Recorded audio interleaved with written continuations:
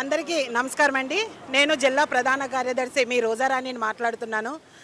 గత పాలనలో పోల్చుకుంటే జగనన్న హయాంలో 5 సంవత్సరాలు నిజంగా మనం చెప్పుకోవాల్సింది ఏంటంటే వృద్ధుల కానించి చిన్నపిల్లల వరకు కూడా చక్కగా ఇంటికి పెన్షన్ అందడం కానీ అన్నీ జరిగేవి. ఈ కూటమి ప్రభుత్వం వచ్చిన తర్వాత ఎక్కడ చూసినా చావులు తప్ప ఇంకోటి మనం చూడటం లేదు. ఎక్కువ చిన్నపిల్లల నుంచి ముసలాళ్ళ వరకు పాడు చేసేస్తున్నారు ఎక్కడ పడితే అక్కడ. తర్వాత ఇంటికి వచ్చే రేషన్ ఆఫ్ చేసి రేషన్ కూడా ఇంటికి అందకంట ఎక్కడో జనాలతోటి తన్నుకున్నట్టు చేయడం, అలాగే కొంచెం పెన్షన్ ఇచ్చిన ముసలోళ్ళు కూడా చాలామంది చచ్చిపోవడం కూడా చూసాము. వికలాంగులు ఈరోజు చూస్తే రోడ్ల మీద కూర్చొని ధర్నా చేసే పరిస్థితి మనం చూస్తున్నాము.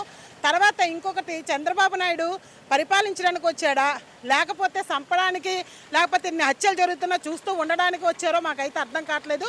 రానున్న రోజుల్లో ప్రజలు గట్టిగా బుద్ధి చెప్తారు. రానున్న రోజుల్లో మళ్ళీ జగనన్న మరి మా పరిపాలన వస్తుంది.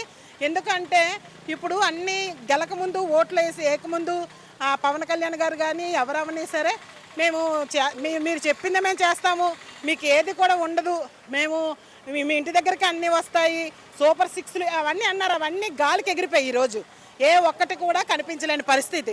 ఈరోజు ప్రజలు బుర్ర కొట్టుకొని ఏడుస్తున్నారు. ఎందుకంటే మేము ఎందుకు ఓటేసి కూటమి ప్రభుత్వాన్ని గెలిపించామా అని బాధపడే రోజు మనం చూస్తున్నాము. కానీ రానున్న రోజుల్లో ప్రజలు గట్టిగా బుద్ధి చెప్తారు. మహా ఎంత 4 సంవత్సరాలు ఉంది. మళ్ళీ ఓట్ల ఎలక్షన్లో కంపల్సరిగా జగన్ గారు అత్యధిక మెజార్టీతో గెలుస్తారు.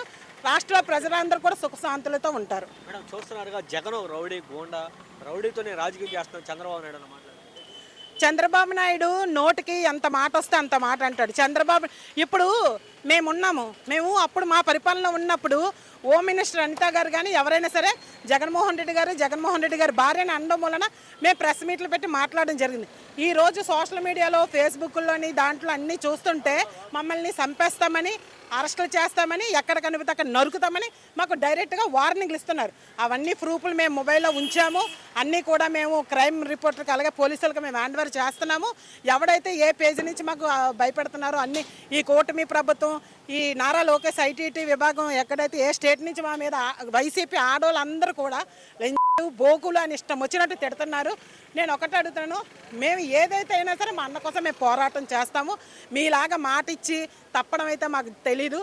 చూస్తున్నాం ప్రతి ఒక్క ఆడోళ్ళు వైసీపీలో ఏ ఆడదాయి వచ్చి మైక్ ముందుకు వచ్చి మాట్లాడితే అది పెద్ద యదవ, దాని మీద పచ్చి బూతులు, దాన్ని టార్గెట్ చేయడం ఇదే పని అయిపోయింది.